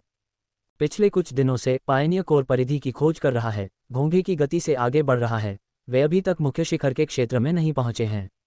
यह शापित जगह, यह इतनी अजीब क्यों है? मौसम एक पल ठंडा है और अगले ही पल गर्म। ये व्यवहारिक रूप से मुझे मार रहा है, एक सुअर के सिर वाले म्यूटेटर ने शिकायत की, जैसे वह आगे की ओर देख रहा हो। मैंने सुना है कि पहाड़ के भीतर निर्वाण स्तर के जीव हैं, यही वजह है कि यहाँ का वातावरण इतना प्रभावित है, भेड़िए के चेहरे वाले एक अन्य म्यूटेटर ने टिप्पणी की। निर्वाण जीव? सुअर के सिर वाले म्यूटेटर को झटका लगा, तो क्या हम अपनी मौत की ओर नहीं बढ़ रहे हैं? आप खुद को ज्यादा आंक रहे हैं। निर्वाण जीव आमतौर पर हमारे जैसे छोटे लोगों से परेशान नहीं होते। जब तक हम उनसे नहीं उलझते, निर्वाण जीव हमें मारने के लिए अपने रास्ते से नहीं हटेंगे। भेड़िए के चेहरे वाले म्यूटेटर ने फुसफुसाया, निर्वाण जीवों वाले स्थानों में निचले स्तर के उत्परिवर्ती जीवों का सामना करने की अधिक संभावना होती है। मैंने सुना है कि कुछ अन्य टीमों ने पहले ही कुछ उत्परिवर्ती का शिकार किया है। अगर हम भाग्यशाली रहे और कुछ उत्परिवर्ती जीवों को मार दिया, तो हमें पायनियर कोर से बाहर स्थानांतरण का अनुरोध करने के लिए पर्याप्त अंक मिल सकते हैं। आशा करते हैं कि हम इतने भाग्यशाली हों। सुअर के सिर वाले म्यूटेटर की आंखें कई उत्परिवर्ती जीवों का सामना करने की संभावना पर चमक उठीं। जब लिनशेन रेजफैंग बीस्ट्स का शिकार कर रहा था, तो उसने देखा कि आज प्रसाद में तेजी से वृद्धि हुई थी। बस थोड़ी ही देर में बली हिलो ने 2 और विशेषता अंक प्राप्त किए थे। अचानक एक उड़ता हुआ शिल्प आकाश में दिखाई दिया जो सीधे लिन शेन की ओर बढ़ रहा था और पास में उतरा। वे इतनी जल्दी आ गए हैं, ऐसा लगता है कि कोसिमो वाकई मुझे मारने के लिए आतुर है। लिन शेन ने सोचा कि कोसिमो इतनी जल्दी नहीं आ सकता। वास्तव में कोसिमो लिन शेन के रेज फैंग द्वीप पर पहुंचने के कुछ समय बाद ही दिखाई दिया था। लिन शेन ने तुरंत अपनी बेस म्यूटेशन शक्ति का उपयोग किया, अपने पूरे शरीर को एक सुरक्षात्मक कवच में ढांक लिया। कोसिमो उससे कहीं ज्यादा शक्तिशाली था और लापरवाही की कोई गुंजाइश नहीं थी। जो कुछ भी पहले से तैयार किया जा सकता था उसे तैयार रखना था। उड़ने वाले जहाज का दरवाजा खुला और जो व्यक्ति बाहर निकला वह वास्तव में कोसिमो था, बिना किसी आश्चर्य या अप्रत्याशित मोड़ के। लिन शेन, हम फिर से मिलते हैं। कोसिमो ने एक मुस्कान दी जो उसकी आंखों तक नहीं पहुंची, जिससे कुछ असहज माहौल बन गया। अगर संभव हो तो मैं तुमसे मिलना नहीं चाहूंगा, लिन शेन ने आह भरी। ये तुम्हारे ऊपर नहीं है, कोसिमो ने ठंडे स्वर में कहा। तियानजुन ने पिछले कुछ दिनों में तुम्हारे साथ क्या किया? कोसिमो ने लिन शेन को सीधे नहीं मारा क्योंकि वह जानना चाहता था कि लिन शेन तियानशुन के महल में क्या कर रहा था, ये पता लगाने के लिए कि क्या तियानशुन ने उसे अपने संरक्षण में लिया था और क्या उसने उसे धोखा दिया था। अपने दिल में कोसिमो पहले से ही तियानशुन को अपना मानता था, हालांकि वास्तव में उसने उसे कभी मौका नहीं दिया था। मैं और क्या कर सकता था? ये हमेशा एक ही चीज़ होती है। स्टार लॉर्ड काफ़ी चिपचिपा है, मेरी पीठ और कमर अभी भी दर्द कर रही है। लिन शेन ने अपनी पीठ के निचले हिस्से को रगड़ते हुए एक आत्मसंतुष्ट नज़र और कोसिमो की तरफ एक तिरछी नज़र से कहा, कोसिमो, हम एक ही जगह से हैं, भविष्य में मुझे थोड़ा सम्मान देना। हमारे गृहनगर के बंधन को ध्यान में रखते हुए मैं स्टार लॉर्ड के साथ तुम्हारे लिए एक अच्छी बात कह सकता हूँ। लिन शेन ने जानबूझकर कोसिमो को ताना मारा, उम्मीद करते हुए कि वह अपनी तर्कसंगतता खो देगा और सीधे आकाशीय वंश का सहारा लेगा। कोसिमो वास्तव में लिन शेन से क्रोधित था, उसकी आंखों में ठंडे क्रोध की चमक थी। लिन शेन के लिए अफसोस की बात है कि उत्तेजित कोसिमो ने अपना विवेक नहीं खोया। लिन शेन को मारने का उसका संकल्प और भी दृढ़ हो गया। एक साथी शहरवासी, तुम कहते हो मैं तुम्हें अभी तुम्हारे गृहनगर वापस भेज दूंगा। कोसिमो ने हाथ बढ़ाया और उसके हाथ से सुनहरे कणों की एक भीड़ छिटक गई, जो एक सुनहरे राजदंड में मिल गई जो एक चमकदार प्रकाश तरंग के साथ चमक रही थी, जिससे लिन शेन को तुरंत ऐसा महसूस हुआ जैसे उसका शरीर भारी हो गया हो। लिन शेन ने महसूस किया कि उसका शरीर बहुत भारी हो गया है और उसने अपनी घड़ी पर नज़र डाली तो पाया कि उसके गुण तेजी से कम हो रहे हैं। उसकी शक्ति विशेषता के अलावा उसके सभी अन्य गुण 21 अंक तक गिर गए थे, केवल शक्ति विशेषता 39 अंक पर थी। लानत है, कोसिमो की ईश्वर प्रदत्त शाही अधिकार क्षमता कुछ हद तक विकृत है, जो बहुत कम हो रही है। लिन शेन ने देखा कि कोसिमो बहुत सावधान था, शुरू से ही ईश्वर प्रदत्त शाही अधिकार के साथ जीवन आधार का उपयोग कर रहा था और जानता था कि एक कठिन लड़ाई अपरिहार्य थी और यह संभावना नहीं थी कि वह चुपके से हमला करने में सफल होगा। लगभग बिना किसी हिचकिचाहट के लिन शेन ने अमृत की एक शीशी निकाली और उसे निगल लिया। तुरंत अपने शरीर में ऊर्जा की लहर महसूस की, जिसने जल्दी से उसके सभी गुण बढ़ा दिए। तियानजुन द्वारा प्रदान किया गया अमृत असाधारण था, एक बोतल ने उसके गुणों को पुनर्जीवित कर दिया था और कुछ अंक भी जोड़े थे। ताकत 60 को पार कर 62 अंक तक पहुंच गई थी और अन्य गुण भी लगभग 42 या 43 अंक तक चढ़ गए थे। ये केवल अफसोस की बात थी कि ऐसे अमृतों का मजबूत प्रभाव समय में सीमित था और उनके दुष्प्रभाव भी थे। लिन शेन मुड़ा और भाग गया, उसी समय दुष्ट ड्रैगन को बुलाया। अब भागने के बारे में सोच रहा हूँ, पहले ही बहुत देर हो चुकी है। कोसिमो एक प्रेत की तरह आगे बढ़ा, उसकी गति अविश्वसनीय रूप से तेज थी और वह एक पल में लिन शेन के पीछे दिखाई दिया। अपने राजदंड को सीधे लिन शेन के सिर की ओर घुमाया। लिन शेन ने पहले ही सुपर बेस पैटर्न को सक्रिय कर दिया था और सफिंग फिस्ट की मूवमेंट तकनीक का इस्तेमाल किया था, जिससे उसकी गति बहुत बढ़ गई और एक अनोखी कदमले के साथ उसने कोसिमो के वार को चकमा दिया। लेकिन गति में असमानता बहुत अधिक थी और लिन शेन वास्तव में कोसिमो को हिला नहीं सका। कोसिमो एक भूत की तरह लिन शेन का पीछा कर रहा था, राजदंड अभी भी उसका पीछा कर रहा था, उसकी खोपड़ी को कुचलने वाला था। लिन शेन जानता था कि कोसिमो से बच पाना असंभव था।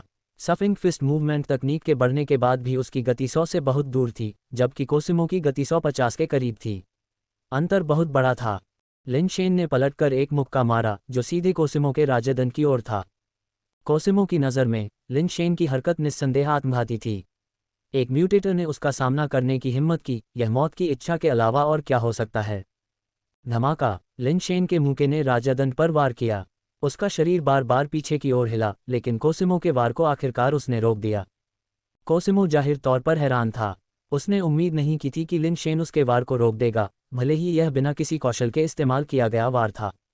लेकिन उसके पास 100 से ज्यादा ताकत थी और लिन शेन एक म्यूटेटर, ईश्वर प्रदत्त शाही अधिकार से कमजोर हो गया था। वह संभवतः उस प्रहार को कैसे प्राप्त कर सकता था? कोसिमो की नज़र अनिवार्य रूप से लिन शेन के हाथों पर मौजूद गॉन्टलेट्स पर गई।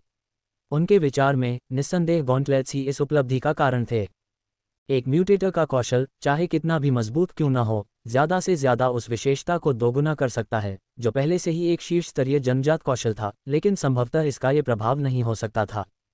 अगर यह एक जन्मजात कौशल का प्रभाव नहीं था तो एकमात्र संभावना ये गॉन्टलेट्स ही थे। एक ऐसा हथियार जो म्यूटेटर को उसके प्रहार का सामना करने की अनुमति देता था। उसने कोसिमो की दिलचस्पी जगाई, लेकिन वह जल्दी में नहीं था। एक बार जब वह लिन शेन को मार देता तो गॉन्टलेट्स उसके हो जाते। कोसिमो के प्रहार का सामना करने में सक्षम होना वास्तव में जिद्दी अकेली इच्छा की योग्यता थी। क्योंकि कोसिमो बहुत तेज था, लिन शेन के पास सिर्फ एक मुक्का मारने का समय था और वह सफिंग इफेक्ट को बिल्कुल भी स्टैक नहीं कर सकता था। सौभाग्य से स्टबबॉर्न लोनविल गॉन्टलेट्स वास्तव में शक्तिशाली थे जो कोसिमो के प्रहार को झेल गए। हालांकि कोसिमो की ताकत बहुत ज्यादा थी। सफिंग फिस्ट और स्टबबॉर्न लोनविल की वृद्धि के साथ भी लिन शेन को लगा कि उसकी मुट्ठी और हाथ टूटने वाले हैं।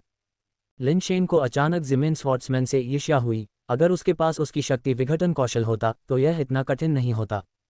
शुक्र है कि लिन शेन के पास सुपर बेस रिकास्ट कौशल था, जिसका मतलब था कि इस तरह का नुकसान उसे ज्यादा नहीं कर सकता था। हवा में उछलते हुए लिन शेन को पता था कि वह कोसिमो से सीधे लड़ना जारी नहीं रख सकता, या वह कभी भी कोसिमो के सेलेस्टियल डिसेंट को बाहर नहीं निकाल पाएगा। इसके बजाय उसे खुद अपनी सभी क्षमताओं का उपयोग करने के लिए मजबूर होना पड़ेगा। कोसिमो को लगा कि लिन शेन ईविल ड्रैगन की मदद से भागने की कोशिश कर रहा है और उसने तुरंत खंजर निकाला और उसे फेंक दिया। उसका लक्ष्य लिन शेन नहीं बल्कि ईविल ड्रैगन था। ईविल ड्रैगन को मारने से लिन शेन के पास उड़ने की क्षमता नहीं रह जाती, जिससे उसके लिए रेजरफैंग द्वीप से बच निकलना लगभग असंभव हो जाता। उसे यह उम्मीद नहीं थी कि लिन शेन ने ईविल ड्रैगन को उसकी ओर बढ़ने का निर्देश नहीं दिया। इसके बजाय ईविल ड्रैगन सीधे आसमान में उड़ गया, जिससे कोसिमो पूरी तरह से चौंक गया और उसके फेंके गए खंजर से ड्रैगन का महत्वपूर्ण बिंदु चूक गया। ये केवल ईविल ड्रैगन के शरीर के एक तरफ से छेदा गया और ऊपर की ओर उड़ता रहा। ईविल ड्रैगन आसमान की ओर भागता रहा। अपनी मजबूत रिकवरी क्षमता के साथ ये वार घातक नहीं था क्योंकि यह किसी भी महत्वपूर्ण स्थान पर नहीं लगा। हवा में ईविल ड्रैगन ने खंजर को पकड़ लिया।